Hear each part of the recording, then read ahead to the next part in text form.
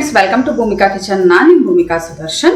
ಇವತ್ತು ತುಂಬಾನೇ ಸಿಂಪಲ್ ಆಗಿರುವಂತ ಒಂದು ಮಜ್ಜಿಗೆ ಸಾರು ಮಾಡೋದು ಹೇಗೆ ಅಂತ ತೋರಿಸ್ತಾ ಇದ್ದೀನಿ.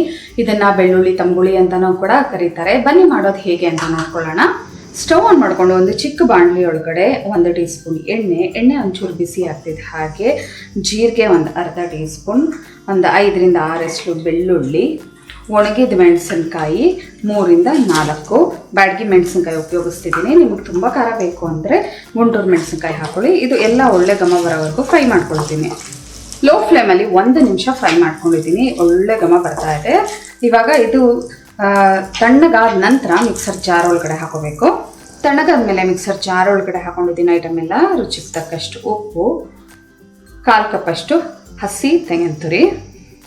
ಫಸ್ಟು ಇದನ್ನು ಚೆನ್ನಾಗಿ ಗ್ರೈಂಡ್ ಮಾಡ್ಕೊಂಬಿಡೋಣ. ನೀರು ಹಾಕೊಳ್ಳದೆ ಫಸ್ಟೇ ಹಾಗೆ ಗ್ರೈಂಡ್ ಮಾಡಿಕೊಂಡೆ. ಇವಾಗ ಇದಕ್ಕೆ 1 ಕಪ್ಪಷ್ಟು ಗಟ್ಟಿ ಮೊಸರು ಹಾಕೊಳ್ತಾ ಇದ್ದೀನಿ. ಇದನ್ನು ಬ್ಲೆಂಡ್ ಮಾಡ್ಕೊಳ್ಳೋಣ. ರುಬ್ಬಿರೋ ಅಂಥ ಮಿಶ್ರಣನ ಇದರೊಳಗಡೆ ಹಾಕೊಂಡಿದ್ದೀನಿ. ಇವಾಗ ಇದಕ್ಕೇನೆ ಇನ್ನೊಂದು ಅರ್ಧ ಕಪ್ಪಷ್ಟು ನೀರನ್ನ ಹಾಕೊಳ್ತೀನಿ. ಅಥವಾ ನಿಮ್ಗೆ ತೆಳುಗೆ ಎಷ್ಟು ಬೇಕು ನೋಡ್ಬಿಟ್ಟು ಕನ್ಸಿಸ್ಟೆನ್ಸಿ ಮಜ್ಜಿಗೆ ಸಾರು ಹದದಲ್ಲಿ ಮಾಡ್ಕೊಳ್ಳಿ. ಸಣ್ಣ ಕಟ್ ಮಾಡ್ಕೊಂಡಿರೋಂಥ ಕೊತ್ತಂಬರಿ ಸೊಪ್ಪು 1 ಟೀ ಸ್ಪೂನ್ ಹಾಕ್ಕೊಂಡು ಜಸ್ಟ್ ಒಂದ್ಸಲ ಮಿಕ್ಸ್ ಮಾಡ್ಕೊಳ್ತೀನಿ. ಇವಾಗ ಇದಕ್ಕೆ ಒಗ್ಗರಣೆ ಹಾಕೊಳ್ಳೋಣ. ಫ್ರೈ ಮಾಡ್ಕೊಂಡಿದ್ನಲ್ಲ ಅದೇ ಬಾಣಲಿ ಒಳಗಡೆ ಪುನಃ 3/4 ಟೇಬಲ್ ಸ್ಪೂನ್ ಅಷ್ಟು ಎಣ್ಣೆ ಹಾಕೊಂಡಿದ್ದೀನಿ. ಎಣ್ಣೆ ಒಂಚೂರು ಬಿಸಿ ಆಗ್ತಿದೆ. ಹಾಗೆ ಅರ್ಧ ಟೀ ಸ್ಪೂನ್ ಸಾಸಿವೆ, ಜೀರಿಗೆ, ಉದ್ದಿನಬೇಳೆ ಎಲ್ಲ ಸ್ವಲ್ಪ ಇದ್ರ ಜೊತೆಯಲ್ಲೇ ಇಂಗು, ಸಾಸಿವೆ ಚೆನ್ನಾಗಿ ಸಿಡಿಯೋದಕ್ಕೆ ಶುರು ಆಗಲಿ. ಸಾಸಿವೆ ಚಟಪಟ ಅನ್ನೋಕ್ಕೆ ಶುರು ಆಗ್ತಿದೆ. ಹಾಗೆ 1 ಗರಿ ಕರಿಬೇವಿನ ಸೊಪ್ಪು, 1 ಒಣಗಿದ ಮೆಣಸಿನ್ಕಾಯಿ ಎಲ್ಲ ಚೆನ್ನಾಗಿ ಮಿಕ್ಸ್ ಮಾಡ್ಕೊಳ್ತೀನಿ. ಮಿಕ್ಸ್ ಮಾಡಿಕೊಂಡು ಸ್ಟವ್ ಆಫ್ ಮಾಡ್ಕೊಂಡ್ಬಿಡ್ತೀನಿ.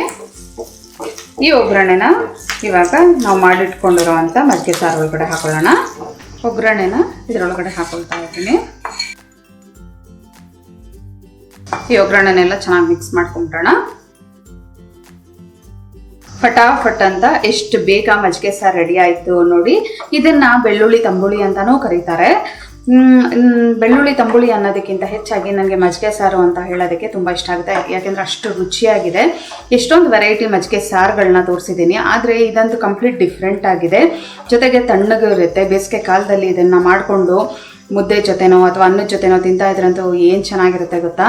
ಮತ್ತೆ ಆಗ್ತಡ ನೀವು ಕೂಡ ಒಂದ್ಸಲ ಟ್ರೈ ಮಾಡಿ ಹೇಗಿದೆ ಅಂತ ಕಮೆಂಟ್ ಬಾಕ್ಸಲ್ಲಿ ತಿಳಿಸಿ. ಇವತ್ತಿನ ಈ ಸಿಂಪಲ್ ರೆಸಿಪಿ ನಿಮ್ಗೆ ಇಷ್ಟ ಆದರೆ ಲೈಕ್ ಮಾಡಿ, ಶೇರ್ ಮಾಡಿ. ಯಾರೆಲ್ಲ ಇನ್ನೂ ಭೂಮಿಕಾ ಕಿಚನ್ಗೆ ಸಬ್ಸ್ಕ್ರೈಬ್ ಆಗಿಲ್ಲ ದಯವಿಟ್ಟು ಸಬ್ಸ್ಕ್ರೈಬ್ ಆಗಿ. Thanks for watching.